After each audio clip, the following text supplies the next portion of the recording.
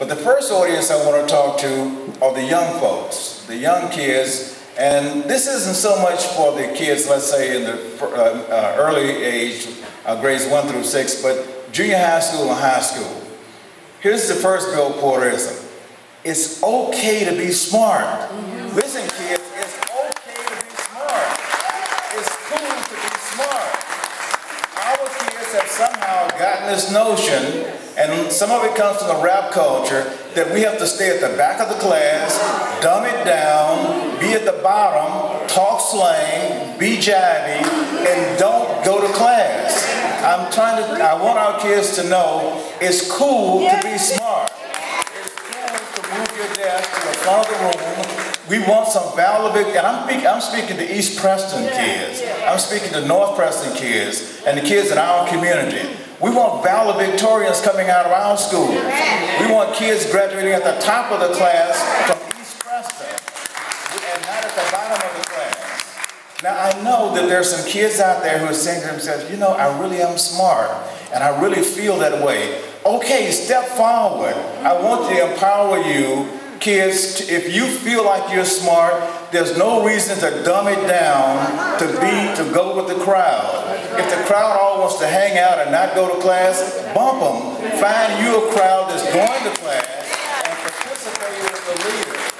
But I want to say that so strongly to our kids that it's okay to be smart. It's cool to be smart.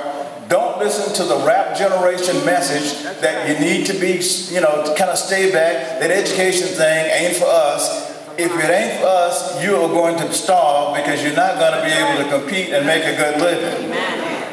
The other thing I want to stress is that it's okay to use good English. There is no such thing as slang talk down at the rec center, and that's the way I talk for the rest of the community.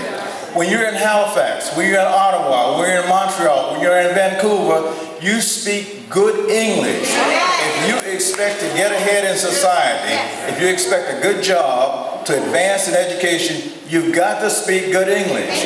Listen, I grew up in the inner city in Houston, so I know about jive talk. I know the Coolie Poppers and the Slick Mamas. I'm a kid out of the ghetto of Houston. So I knew, but I learned very quick I had to be bilingual. When I'm back in Fifth Ward where I grew up, I learned how to speak jive talk. I knew how to talk the talk in the neighborhood that I lived in. But I went downtown Houston where I was looking for a job. I cleaned it up big time. I knew how to talk to my teachers. I knew how to talk to the people that were important. And I knew how to talk to my buddies in the hood.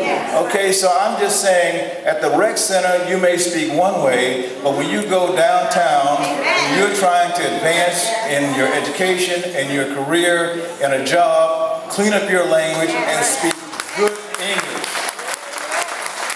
The other thing I want to stress to our kids is this.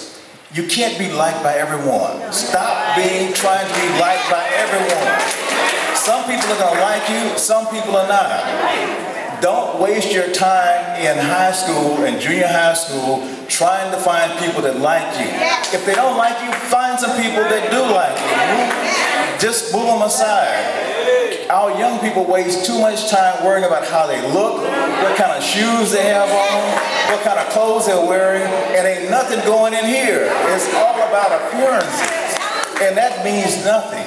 Kids, you are trying to impress people who aren't even thinking about you, who care less about you, and in 2 or 3 years, you all are going to have gone in different directions. They're going to be in different cities, in another province, maybe even another country. So don't waste your time trying to get other kids to like you. It's a waste of time. It's a waste of your energy. Focus on your education and be comfortable about who you are. The other thing I want to stress is this. The real world, the real life is not what you see on MTV and BET. That is entertainment. That is jive. That is stuff that's made up to entertain you. The real life, the way people interact, they'll put a bunch of kids together in a room and they'll all pick at each other and talk bad to each other and put each other down. And that's entertainment. I mean, that's what we do to entertain ourselves because it sells sponsorships, it sells ads. But what I want to say to our kids is don't don't pick up that way of interacting with your peers as the norm. That is entertainment.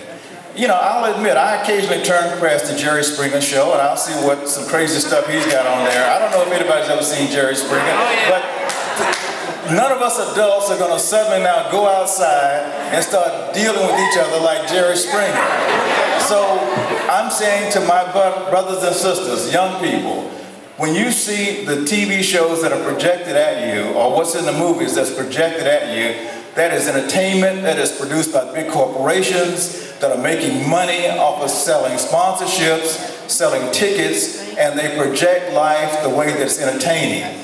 Think about it this way. If they had a show, Cribs, and everybody was sitting around getting their homework and being very quiet and being studious, you wouldn't watch it. It's not entertaining. So you gotta have people knocking each other out, cussing each other out, doing over-the-top stuff because it's excitement. But you can't take that behavior out in everyday life because that's not real.